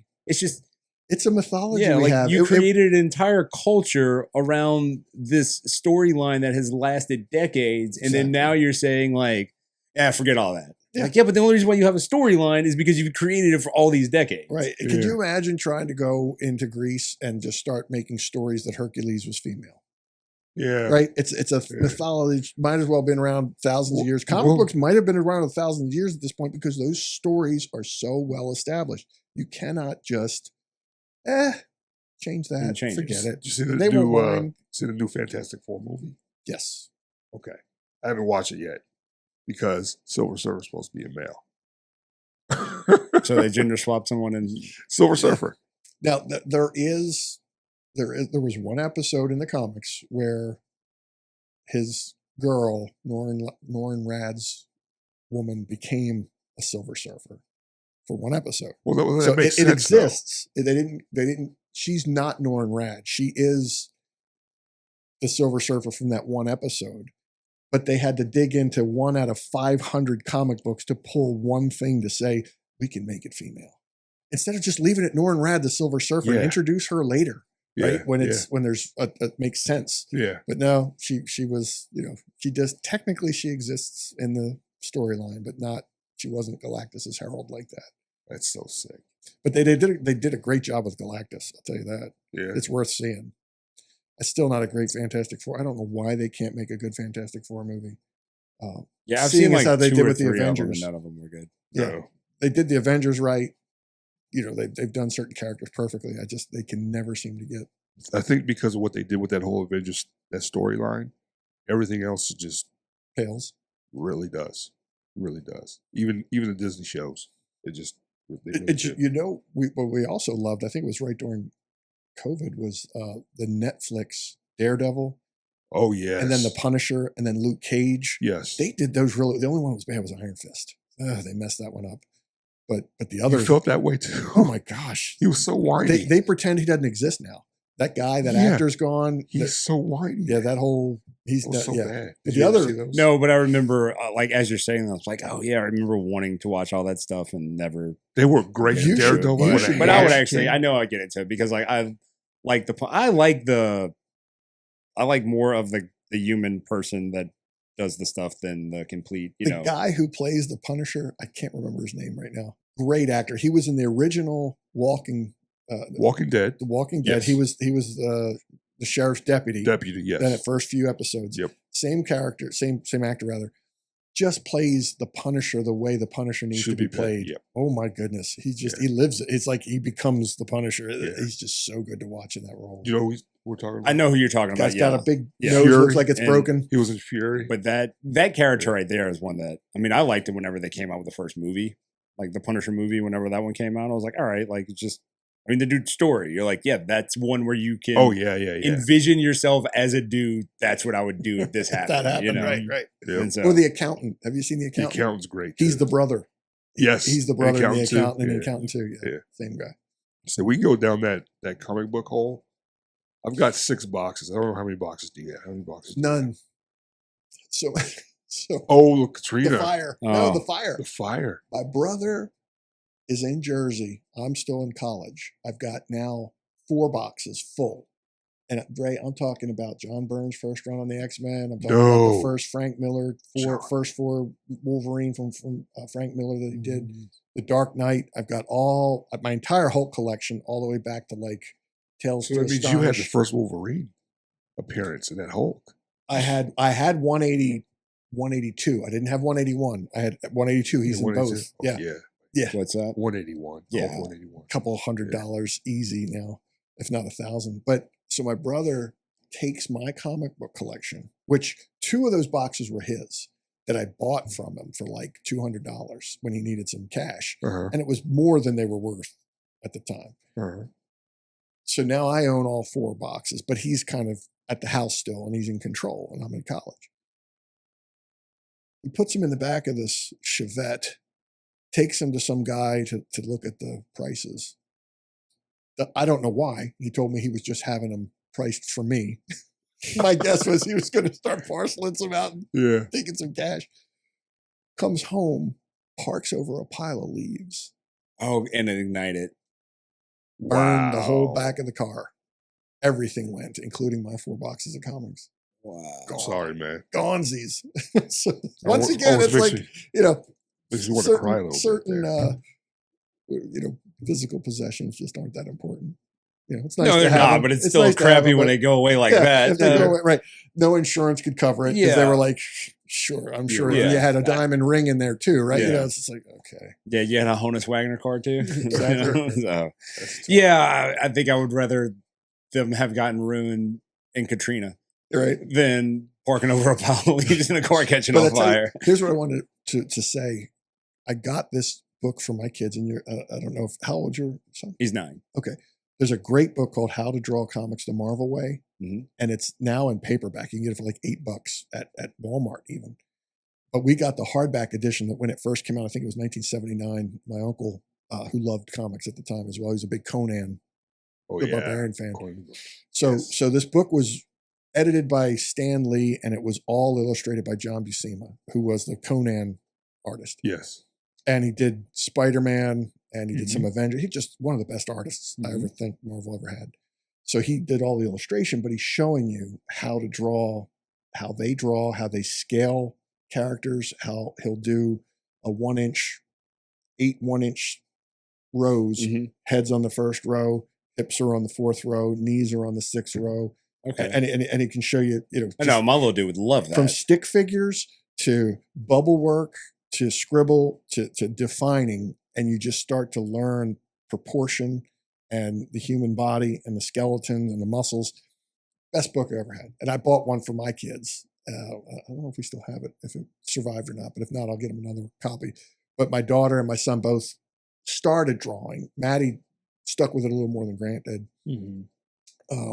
But they both understood this is how it's done. You know, this is Yeah. if you want to learn true human dynamic, positioning and sculpting of the body, this is how you look at it. And you start with just lines and then you fill in, and it's easy. It's not hard when you break it down for them. No, Right. and that's what he did all on his own. Like we had a brief conversation about that before we started, but he started drawing because he wanted to learn how, and I'm like, I don't know how. And he found like it was like just kids at art YouTube or something like that, and he learned how to like draw by numbers, and then eventually just started to figure it out. And that was his little gimmick that he used to do whenever we go to restaurants. We didn't start off this way, but we were never a phone, tablet, or anything like that at the table. And then as he got older, we became pretty anti-phone, tablet stuff at the table. And we're like, we're just not going to do that. He didn't ask to come to our restaurant. We chose to bring him there. So I'm not going to just stick a phone in front of him or a tablet in front of him so he would have peace of mind. We're going to keep him engaged and we're going to get through the meal. Well, eventually he learned how to draw. And then once he learned how to draw things, he would ask the waiter or the waitress, what's your favorite cartoon character? And so we just pull up something on our phone, like whatever it may be, say they say Donald Duck, right? So we just Donald Duck coloring sheet, because that way it was just black lines on it. And he'd put it up and he would draw it, and then he'd sign it and he'd give it to the waiter or the waitress, and he'd usually get like a free dessert out of it. And so it became his little hustle for a few years where he was like, oh, this drawing thing. So he just concentrated on learning how to draw cartoon characters That's a great. lot. And then so he would ask. Or you find the restaurants where you can crayon on the paper. Yeah, and then tear it tabletops, off. yeah, and and then, take it with you. But no, that little book that you're holding right there, he used to walk into every restaurant with a little bag, and he had a book, and he'd have his markers, and that's what he'd do while waiting for his meal. He would draw the waiter or the waitress their favorite character, and then hand it to him. So Yeah, that's cool. yeah, so he did that for a little while. But would you want to get into some fun questions? I guess we'll ask you some questions. Absolutely. First thing off the dome, all right? Don't give it too much thought. I feel that this is appropriate for our first question for you. If you could be a superhero, who would it be? The Hulk. All right, easy enough. Knew where that was going. All right. Karaoke. Do you have a go-to karaoke song? Or if you were forced to sing karaoke, what would be your song? American Pie. American Oh, Pie. wow. There's Okay. and there's a story behind that, but we'll save that for later. Okay. That's a long song, though. Yeah. Yeah, All it right. hits Yep. whenever All everybody's right. in there, but to keep everybody engaged, I might not go. All Drove right. my Chevy to the Weirdest thing that you have ever eaten? Octopus, maybe? I mean, I'd put that up there. Ray, you ever had octopus? Yeah. On purpose? No. Okay. No, Guilty no, yeah, pleasure no. television show. It could be trash reality TV. It could be Oh, The some- Office. Without a doubt. All right. I wouldn't even call that a guilty pleasure. That's a good pleasure. That Uh, is. Favorite emoji to use in text? I really don't use emoji. Thumbs up, I guess. Thumbs up. That's not fun. I missed the emoji part of using All right. phones. Sorry. Coming. All right. So Tony Masca, Italian. Pineapple on pizza? Yeah or nay? Absolutely not. All right. Thank Oh, God. man. No self-respecting Italian would say that that's okay. Sorry, But Ray. what did I say though? Get out of here. Ray. What did I say though about pineapple on pizza It on the doesn't- East Coast? What did I say? What would they say? Yeah. Exactly Yeah, what it's he a West said. Coast thing. Yeah, All right. Well, here's one that's not it's on from the here. woke. Pizza, sweet sauce or regular sauce? Oh God, no. Regular. Okay, there you go. The sweet sauce. That's a thing over here. But It is a I know thing. we have a but I think it's Tommy's. Sicilians that are big into it. You're people not from the bottom part of the boot. They're from. They are. They're from the tip that points to Sicily. That's where Calabria is. Okay. That's where my folks are from. All right. If yeah. you could have a new first name, what would it be? That's a tough one. A new first name, I'm sure you go with the Hulk's first name. Cornelius. That one. Cornelius. There you go. All right, Cornelius. Favorite place you've ever visited? Alaska. Place you most want to visit? Wow. Italy. If you were to win an Olympic gold medal, what sport would it be in? Is pickleball a sport yet? Not yet. Not yet. Yeah. That's a tough one. It would have to be some form of weightlifting. All right. Just a power lifter guy. There you go. Cat or dog? Dog. All right. You were a wrestling guy, WWE, WWF, or WCW? WWF, NWA, before it was WCW, and WCCW, which was out of Dallas. So you got local on there. We got cable, so we got them from everywhere. So we got the Von Erichs. Yep. We got the Hulkster, before him, Bob Backlund. And then in the NWA, we were watching Harley race, turned it over to Ric Flair, and then basically watched Ric Flair for Favorite wrestler of all time? Ric Flair. All right. And one last question. 2 claps.